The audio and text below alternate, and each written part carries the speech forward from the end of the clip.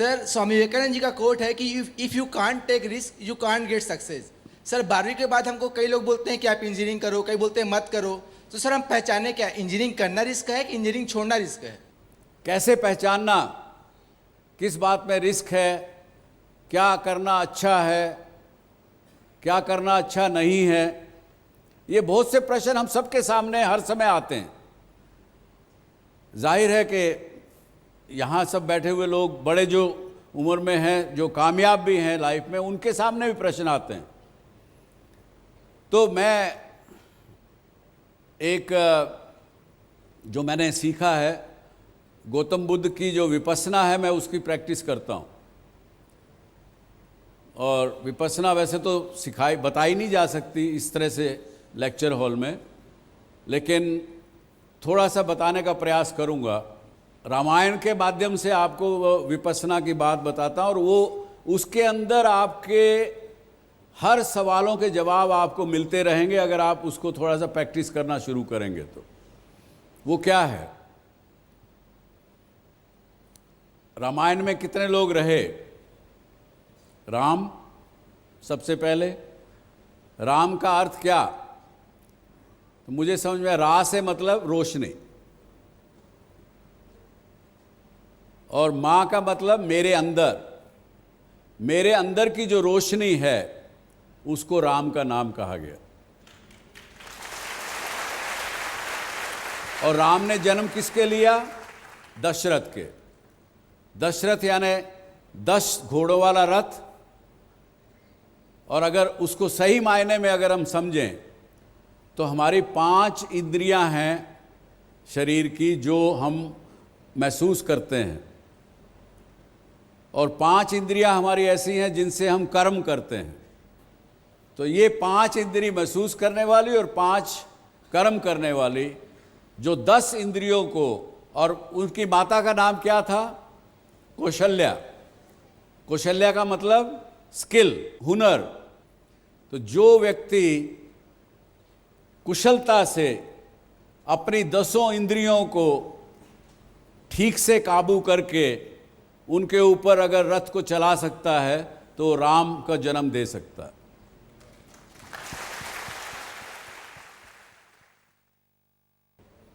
तो ये एक प्रकार से इस रामायण के माध्यम से मैंने आपको बताया कि बुद्ध की शिक्षा, जो विपस्सना की शिक्षा है, वो ये है कि अपने आप को अगर ठीक से समझेंगे, अपने अंदर के विवेक को समझेंगे, अपने आप को अगर समझेंगे, तो हर प्रश्न का उत्तर आपके अपने अंदर है। अपने आप पर विश्वास करना सीखिए कि मैं सब कुछ कर सकता हूँ। अहम ब्रह्मास्मि, मैं ही ब्रह्म हूँ। जिस दिन आपको अपने ऊपर ये विश्वास हो जाएगा कि मैं सब कुछ कर सकता हूँ, आप वाकई मान लीजिए मेरी बात, और याद रखिएगा कि किसी डॉक्टर सुभाष चंद्र ने कहा था कि मैं सब कुछ कर सकता हूँ। अरे वाह, वाकई मैं तो सब कुछ कर सकता हूँ, ऐसा आभास आपको होने लगेगा, ऐसा आपको महसूस होने लगेगा, और आपकी हिम्मत और बढ़ती चली जाएगी।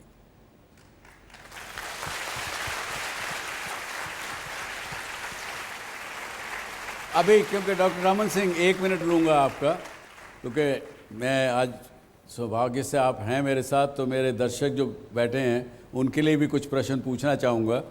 पब्लिक लाइफ में आपके अपोजिशन भी लोग रहते हैं, पॉलिटिकल लाइफ में आपके ओपोनेंट भी रहते हैं, आपकी अपनी पार्टी में, बाहर की पार्टी में आपके ऊपर कई बार ठीक गलत लांछन भी लगते हैं। तो उनसे कैसे आप अपने आप को बचा के रखते हैं?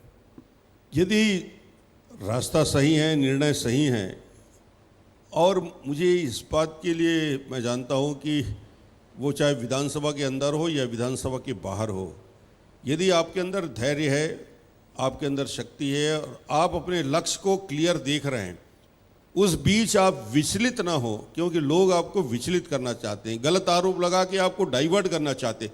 मैंने तय किया मेरा डाइवर्शन कभी नहीं होगा, मैं जिस दिशा में जा रहा हूं, और मैं मानता हूं लक्ष्य यदि पवित्र है और दिल में आपके और मन में सोच सही दिशा में जा रहा है, तो दुनिया का कोई ऐसा लक्ष्य मुकाम पूरा नहीं हो सकता।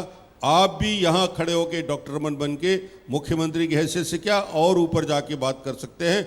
आप एक टारगेट बना के चलिए, पूरे ईमानदारी के साथ, पूरे समर्पण भाव के साथ। ये दो चीज़ यदि करेंगे तो दुनिया में कभी आप असफल नहीं होंगे, मैं ये लिख के आपको दे सकता हूँ। बहुत अच्छा।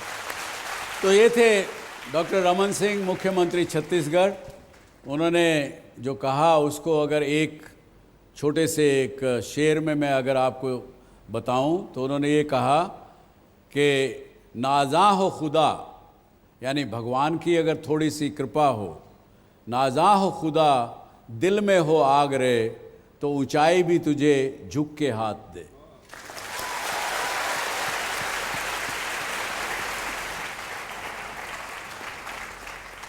मैं अधिकारी बनना चाहती हूँ, पर बीएससी के बाद मुझे क्या करना पड़ेगा जिससे?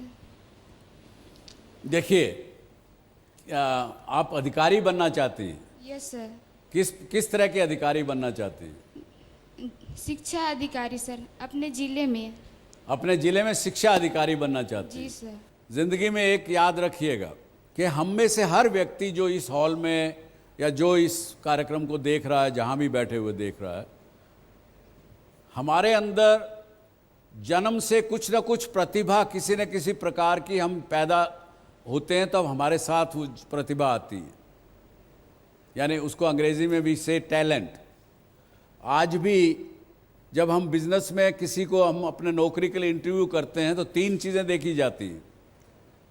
एक कि उसका पढ़ाई लिखाई कितना है, नॉलेज यानी नॉलेज कितनी है। दूसरा उसका एक्सपीरियंस, तजुर्बा क्या है। तीसरा फिर हम देखते हैं टैलेंट क्या है। तो knowledge can be transferred, can be gained, और एक्सपीरियंस कैन बी ट्रांसफर्ड। हमारे यहाँ एक परंपरा जैसे है ना, देखिए आप हैं तो भाई बड़े अहदे में, लेकिन आइए इधर, ये मेरे से छोटे हैं इसलिए मैं इनसे लिबर्टी लेता हूँ। आप कितनी उम्र से हैं? 40। अरे वाह, तो मेरे बेटे के बराबर ही हैं। तो अब ये देखिए, ये मेरे पाँव छुएंगे और मैं इनके हाथ पर, ये देखिए ऐसा मैंने नहीं रखिए, ये उन्होंने रखा है और मैंने हाथ उनके सर पे रखा है। तो क्या हुआ, ये मेरा एक्सपीरियंस वाला जो शरीर था, उन्होंने मुझे यहाँ से छुआ और मैंने उनके सर पे हाथ रखा, तो आपस में एक क्लोज सर्किट एक बन गया। और मेरे अंदर की जो नॉलेज है, मेरे अंदर की जो क्षमताएं हैं, वो इनके शरीर में ट्रांसफ़र होती है। इसलिए हमारे यहाँ परंपरा है पाँव छूने की। शिक्षा ली जा सकती है और एक्सपीरियंस जो है वो इस तरह से ट्रांसफ़र होता है। हमारे यहाँ तो ये परंपराएं बड़े अच्छी बुजुर्गों ने बड़े सोच समझ के बनाई है।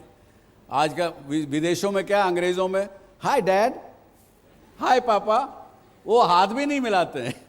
और आजकल शहरों में भी ये हो गया, वो बाप को पाँव नहीं छूते, ऐसा ऐसा कर देते हैं बस। तो परंपरा से हट गए। लेकिन जो टैलेंट है वो केवल आपके अंदर जो है सो है, उसको कोई ट्रांसफ़र नहीं कर सकता, उसके आपके अंदर कोई दूसरा टैलेंट डाल नहीं सकता। ये आपके प्रश्न का उत्तर है कि अगर आपको शिक्षा अधिकारी बनना है तो आपके अंदर वो टैलेंट है कि नहीं, वो पहचानिए। अगर आपको लोगों को लेक्चर देना अच्छा लगता है तो इसका मतलब शिक्षा अधिकारी बन सकती है। इसके साथ आप सबने मेरा इस शो में आए, आपने मेरा सुना, मेरे को इतना आदर मान दिया, उसके लिए बहुत आभारी हूँ। मुख्यमंत्री जी का भी, छत्तीसगढ़ सरकार का, और यहाँ दांतेवाड़ा के सभी नागरिकों का और आप सब प्यारे बच्चों का धन्यवाद। जय हिंद, जय भारत। अगर आप भी डॉक्टर सुभाष चंद्रा शो में भाग लेना चाहते हैं या कोई सवाल पूछना चाहते हैं तो हमें ईमेल करें। हमारा ईमेल आईडी है dsc@zmedia.slgroup.com, या आप अपने सवाल हमें SMS भी कर सकते हैं। बस टाइप कीजिए DSC स्पेस अपना सवाल और भेज दीजिए 57575 पर।